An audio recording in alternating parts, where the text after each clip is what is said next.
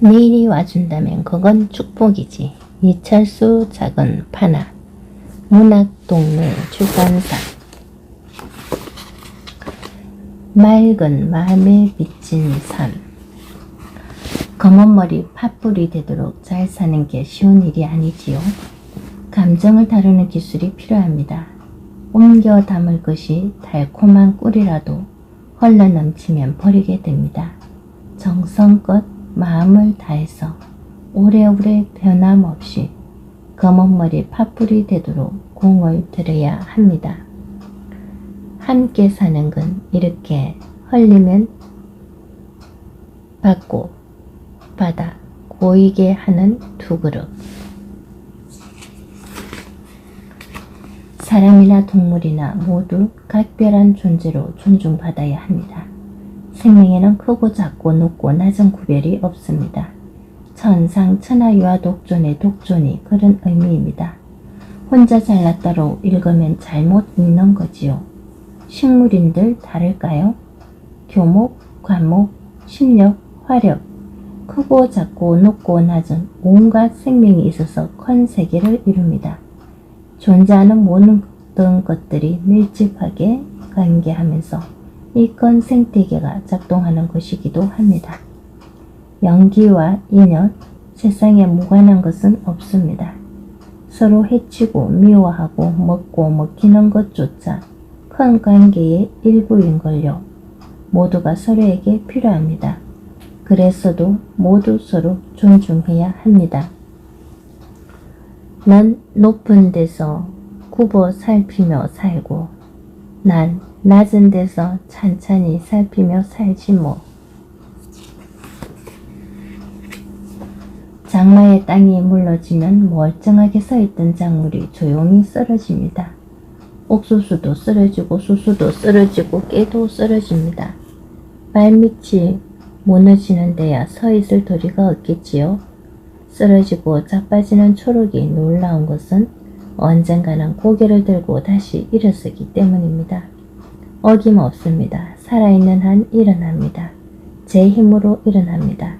자빠진 자리에서 하늘을 향해 일어서는 초록 생명들, 포기를 모르는 그 힘을 생명이라고 부르는지도 모릅니다. 산에 들에 초록의 생명력이 가득합니다. 초록은 기어이 하늘 향해 전향하는 빗물을 머금어 잎이 무성해진 한여름 부추가 난초 포기 못지않게 잣대가 곱습니다. 부추는 부침개를 부추도 좋고 김치를 담가도 좋습니다. 부추 썰어 넣어 부추 향이 좋은 조개국과 계란국도 모두 맛있지요. 꽃대가 올라오면 하얗게 피는 꽃도 좋습니다. 이렇게 미덕이 많은 부추를 칭송하는 소리가 없는 것만 유감입니다. 혹시 난초탕이 있나요? 난초전을 드셔보셨는지요? 묻는 말이 싫었지요? 고고탈속한 사곤자의 인연이 난초보다 실용적인 미덕이 많은 부추를 응원하고 싶었습니다. 이런다고 사곤자가 오곤자 될 길이 없지만 죄 없는 난초에게 조금 미안하기도 하고 부추꽃이 싱그럽다. 부추가 난초를 부러워하지 않으면 부추 향은 그릇에 담아 먹을 수 있기 때문일 거라 배부르도록. 사람은 발 달린 짐승입니다. 장애물이 있으면 돌아가고 비껴가고 기다렸다도 할 수 있습니다. 마음도 갖춘 짐승이라 짐짓 눌려두고 버리고 비우고 지켜보고 할 수 있지요. 기억하고 단념하고 이해하고 용서할 수도 있습니다. 물이 그러듯 흐르고 움직여서 스스로를 살아있게 할 수 있습니다. 당면한 어려움에 힘이 들 때라도 마음조차 발목 잡히면 안 됩니다. 마음이 힘이 되어야 합니다. 지면 안 됩니다. 마음도 고이면 썩습니다. 적어도 그건 피할 수 있어야지요. 물과 버드나무 한 그루 당신을 막아선 듯 아닌 듯 당신 곁 누구도 당신 인생을 가로막고 있지 않아.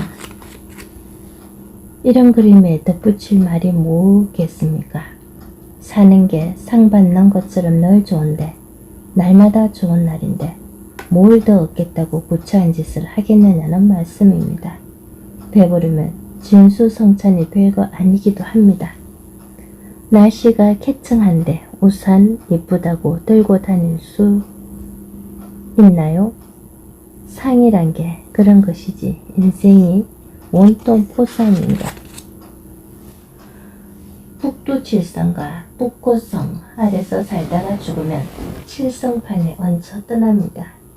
육조 단경의 말씀처럼 행실이 정직한데 선, 수양을 어디다 쓰겠습니까? 세상을 착하게 살 수 있으면 마음 공부가 다 무슨 소용일까요?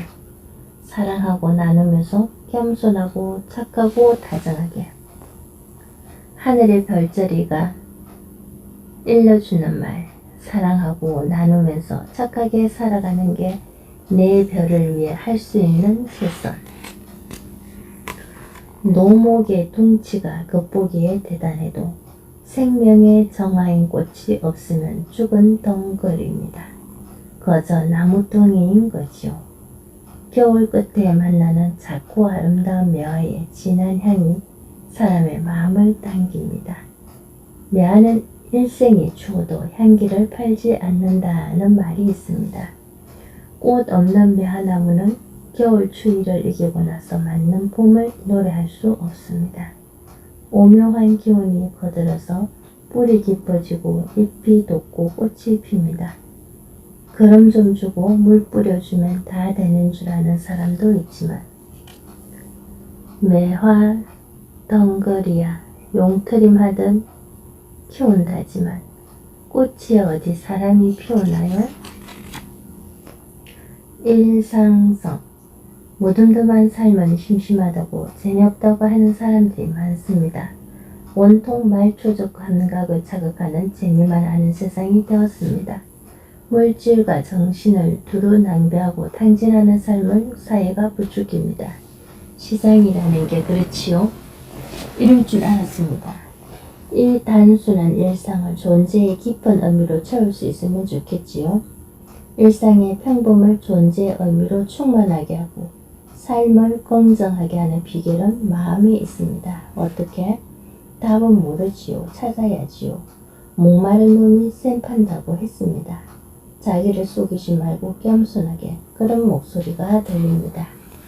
어제가 오늘 같고 오늘이 어제 같은 이 무덤덤함이야말로 인생이 아닌가. 사람이 되었으니 사람으로 사는 것, 그게 인생. 요즘 농촌에는 조문할 일이 많습니다. 날이 갈수록 부고가 잦아집니다. 농촌의 초고령화를 실감합니다. 한때는 대문에 조등을 매글고 집에서 상을 치렀습니다. 이제 병원에서 임종하고 장례식장에서 상을 치릅니다. 조문객을 접대하는 음식도 천편일률입니다. 예전에는 시골집 마당에 차이를 치고 가마솥을 걸어 육개장을 끓였습니다. 아낙네들이 모여 솥뚜껑에다가 생배추전을 부쳤습니다. 술을 마시고 핫도를 치고 술에 취한 사람이 혀 꼬부라진 소리하고 다닙니다. 그러다 싸움이 벌어지기도 하지만 그래도 괜찮았습니다. 이제 그 풍경이 모두 사라지고 말았습니다. 어쨌든 우린 너무 오래 삽니다. 사망도 너무 못지않게 준비가 필요해졌습니다. 곧 닥칠 우리의 미래입니다. 다 살고 나면 조등 하나 걸리지 가난한 마을에 오늘 또 하나. 무슨 십자군 전쟁도 아니고 종교적 대타성과 집착이 지나쳐서 사람 사이를 불편하게 합니다. 그런 경우를 자주 보시지요. 객관적으로 보면 남에 대한 예의가 없는 것이고 진지하게는 타인의 신념과 자유를 침해하는 일입니다. 정신적으로 미숙하고 파격하다는 뜻이지요. 내면에 집중하면서 겸손하게 깊어져야 할 신앙을 길바닥으로 끌어내고 거리에서 증명하려는 태도에 실망합니다. 고등 종교라는 표현이 무색합니다. 신앙도 조심해서 다루어야 할 가치지요.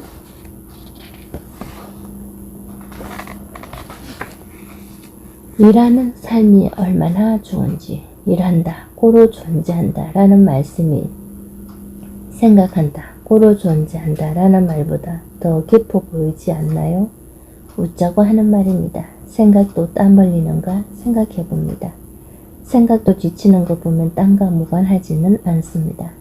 길게 생각할 거 없고 몸으로 일하면 존재를 실감할 기회가 많아집니다. 깨달음이 멀지 않지요?